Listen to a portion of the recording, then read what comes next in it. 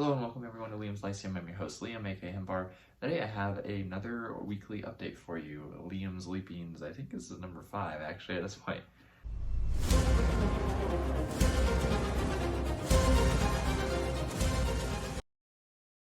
Okay, so this is update for August the 6th, 2022. Welcome into August.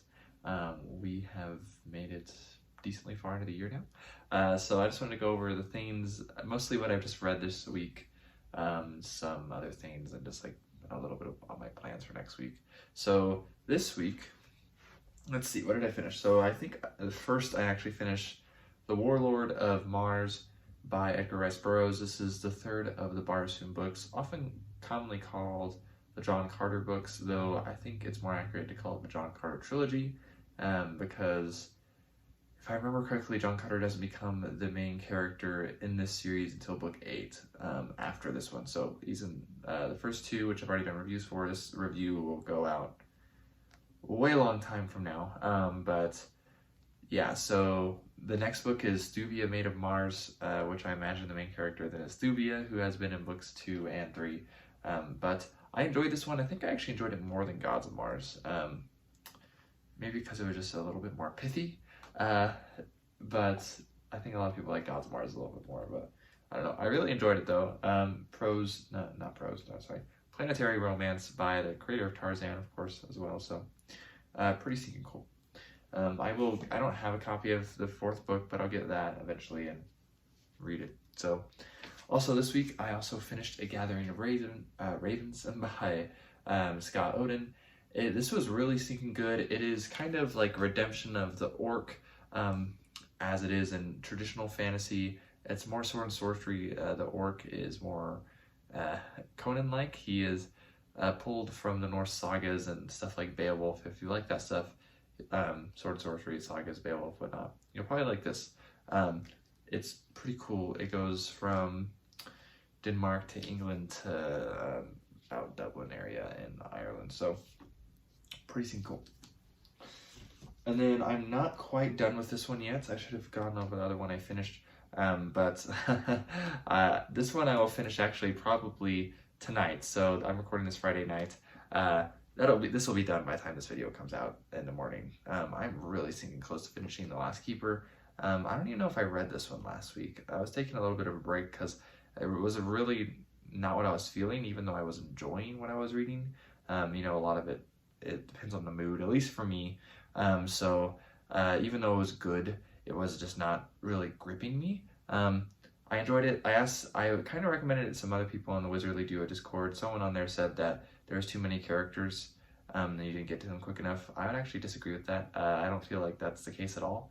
Actually, there's only like 3 main characters, and I feel like you get them pretty often. Heck, you don't even, a lot of times you're not even like, in the same chapter you'll get multiple of the characters or whatever. So, and like 2 of them for a good chunk of the book are together for the most part. So I don't agree with that. I think it's actually pretty good. I'm looking forward to finishing it. I'm really sticking close to having it done.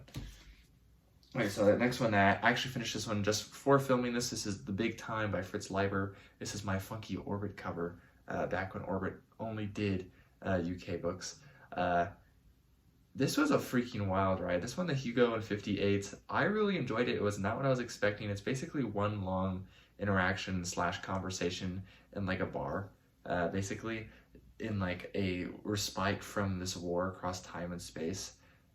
It's pretty wild. I really actually liked it a lot. I don't know if a lot of modern readers would like it, but I saw a video that was going over it, and the guy who made the video didn't actually like the book, but it was, he started off with like a Roman, a Nazi, and like a tentacled alien walk into a bar, and there is no punchline because that's just the plot of the book, and that's just the premise, rather, I guess. And so I think that's cool. I think it's fun. It's got a lot of wit in it, and it's pretty interesting. So it's told in first person as well, which I thought was cool. I'll have a review for that one as well, but a long time from now. And then so I barely started this one this week. I put it on hold to finish A Gathering of Ravens and The Last Keeper, so I'll be starting this one up again. But I did read a little bit of The Symbol's Gift by Lynn Abbey. I'm a fan of Lynn Abbey, even though I haven't read a ton of her. I mentioned her in my video, which I did do this week, the Modern Literary Canon tag. This is book 6 in the Nobles and the Forgotten Realms stuff, but it's not, it's like a loosely connected series. It's not a sequel really to anything. It's one of the few Forgotten Realms novels that Lynn Abbey wrote, though it is considered a classic by most people. So I really like it. It's got this cool cover too. I'm trying to remember who drew this cover. Let's see if I can find it quickly. Todd Lockwood. Yeah, that looks right. Okay, so that, as far as like short stories goes this week, I did finish The Dark Eidolon by Clark Ashton Smith. You can actually find it here in this Penguin Classics Dark Eidolon and Other Fantasies. I guess it's just a big story in the book. It's about halfway through. It's pretty cool. It's from his Zothic setting, which is inspiration for The Dying Earth by Vance. Pretty wild. The Clark Ashton Smith sword and sorcery story, which is to say it's weird, decadent, and just pulpy and odd. Very different compared to like Robert E. Howard stuff, but really awesome nonetheless. And then I finished the first story in Terra Incognita, which is a recent publication by DMR. Subtitles Lost Worlds of Fantasy and Adventure. I'm blanking on what the story's called. Shadow of the Serpents by David C. Smith. So I recently read a novel by Smith called Sometime Lofty Towers as the buddy read in July. The review's not up yet, but I really, really, really enjoyed that book. I think I mentioned it in one of the earlier weekly updates. So I really enjoyed this one too. It actually seemed to be set in the same world as his Oberon books, which were I think his debut novel was Oberon. Came out in 1978. It's more Conan-like. It seemed to be set sometime in the future after those books. So yeah, whatever. World of Atluma, I think is what it's called. I'm not really sure. I don't have any Oberon books. They're kind of hard to get a hold of as far as I'm aware. And then I read one more story in A Merchant Oria, Another Tales by David Wiley. I read The Portentous Passenger, which is really short, pretty interesting, a pretty cool concept. Something I've kind of seen happen before, but it was just cool to see David's take on it. So I should be reading at least another story this week in it. I'm trying to get through like stuff like this, and I have a ton of other like anthologies over there to at least be reading one a week from a couple of them. I'd like to finish this DMR one, Terra Incognita, somewhat soon. There's only 7 stories in it, but it's rather long-ish. It's like 220 pages, so they're more like novelettes probably than stories in it. So besides that, I didn't grab it, but I did finish Flame and Crimson, A History of Sword and Sorcery by Brian Murphy. I only had a little bit left from after last week's video. I finished that Saturday, so the day that video went up actually. Really sinking good. I'm actually thinking I'll make a video part of my fantasy essay series for the last chapter, which is Why Sword and Sorcery. It's a pretty compelling chapter, I think. Pretty good book overall. I really enjoyed it actually. As far as writing goes, so I had another story sort of published.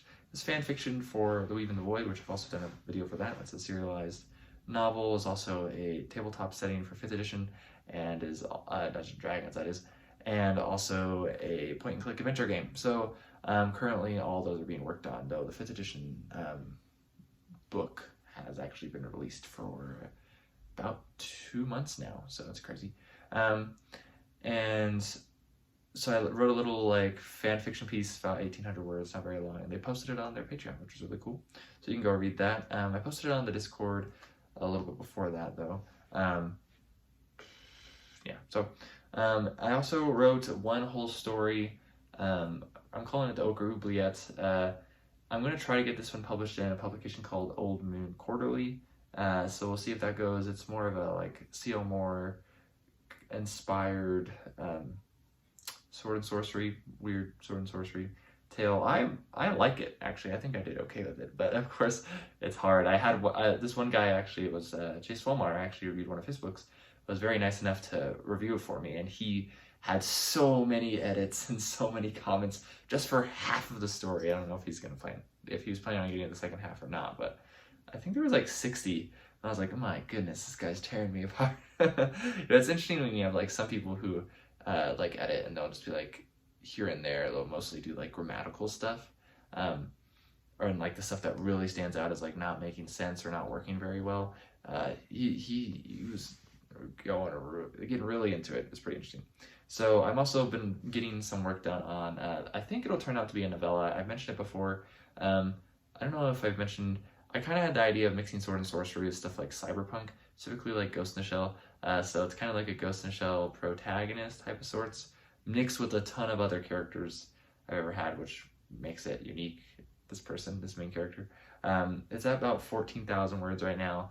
It's super, super rough. I'm trying to get it all down and out, and then editing would take a long time, I'm sure. So at some point I'll probably need to get beta readers for that. I don't know about publication. I'll probably do like self-publishing, if anything, with it, if I like it enough. So if that sounds cool enough, if it's first person, it is told in first person, which I don't like write anything in first person. Besides this, but like a sword and sorcery, like cyberpunk type of thing. It's still fantasy, so don't be expecting a lot of like sci-fi type things going on. Soft magic minus sword and sorcery for that matter. If that sounds cool enough to you, let me know. Maybe you can be a beta reader once it's done. That sounds weird saying that, but you know, whatever. I will need people reading it. I don't know where I'm going to get them. So, but that'll be a while. There's a lot more writing to be done, and novellas are 20,000 words. I think it'll be longer than that probably. So we'll see. Might be closer to 30,000 when I'm done. So I still have more than, I need to double what I've written already. So yeah, that's basically what I've read. I had more videos come out this week. I've decided when I have an extra video, it just comes out on Tuesday. Next week, I'm not sure I'll have one that comes out on Tuesday. If I watch my video of me reading my little short story that came out last week and I think it's okay, that'll probably come out on Tuesday or something. But if I'm feeling super self-conscious about it, I don't know when that will come out, honestly. I need to get over it, but it's weird reading my own writing because I just think it's garbage. And I think my narration's garbage too, so it's like, why would I want to publish this when I read it terribly and the writing itself isn't very good? So I know that's just me being very critical of my own stuff, and I think that makes sense. But besides that, this week I know a lot of people probably don't care, which is why I go over it later. I've been watching Halo, at least today. There's a Halo tournament, the 5th, 6th, and 7th North America one. My favorite team's the North American team, and in Halo, the North American teams are the best. That's not the case in a lot of esports, but in Halo it is. So it's been pretty fun to watch. My team did okay the first day. It wasn't a big day for them. They're one of the best teams, but it's really sad actually because my favorite Halo Pro hasn't actually not been on a team since like the middle of February, which is really sad. I don't know what's up with him. He's literally like, we haven't heard a single word from him ever since he got dropped from that team. He's one of the best Halo players of all time. I think he has I think he's like 3rd or 4th for the most like titles, like, you know, won events.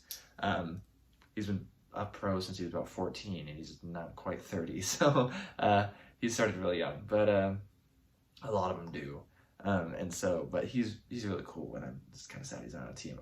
The team I root for is the team he was on, because I still like that team, but it's quite sad. But hopefully they'll actually win this one. They haven't won like any major events. They always choke last minute. They got 2nd at the event in February, and then the guy I like got dropped from the team like right after that, so that's kind of lame. Yeah, anyways, besides that, I'll probably be writing more this week. I'll definitely be reading more. I have a ton of books I want to read. I want to get to The Knight and Knave of Swords. I want to get to Waylander by David Gemmell. I want to get to the Tales from the Vulgar Unicorn, the second Thieves World anthology, since it's been almost a year since I read the first one. I'm really feeling to get back into it. I want to read Conan and Emerald Lotus, which is one of the best pastiches. I think most people say it's the best, by John C. Hawking. There's just too many novels. I mean, like I have Best of the Realms 2 over there that I'm still wanting to get through all those tales. I have Paladin of Souls back here by Lois Master Bujold. An Alien Heat by Michael Moorcock. The first in the Dance to the Time I have Nice Head, Long Sun. There's just too many books I have that I need to read still. So, gosh, we'll see. But on Wednesday, I know there's a video coming out with me and my brother talking about Rise of the Horde, which is a World of Warcraft novel. I'm sure that won't be super popular, but it was pretty fun. I don't play World of Warcraft, just for those curious, but it's fun to read this stuff with my brother. They're pretty relaxed stuff. I actually got a response video on the one I did with Dave, my latest fantasy essays thing, Tornado Creator, who tagged me in the Modern Literary Canon tag, did a response, a pretty angry one to that video, which is pretty interesting. Yeah, that's a first. Probably a last, but a first still. Yeah, anyways, let me know what you did this week. Let me know what you're planning to do this next week. I'll stop rambling now. Hope you had a good week, though. I hope it's been good. It's treating you okay. Hope you're not too tired. If you are, get some sleep. Hope you can. But it's been Liam Williams, Lyceum. I'll catch you next time.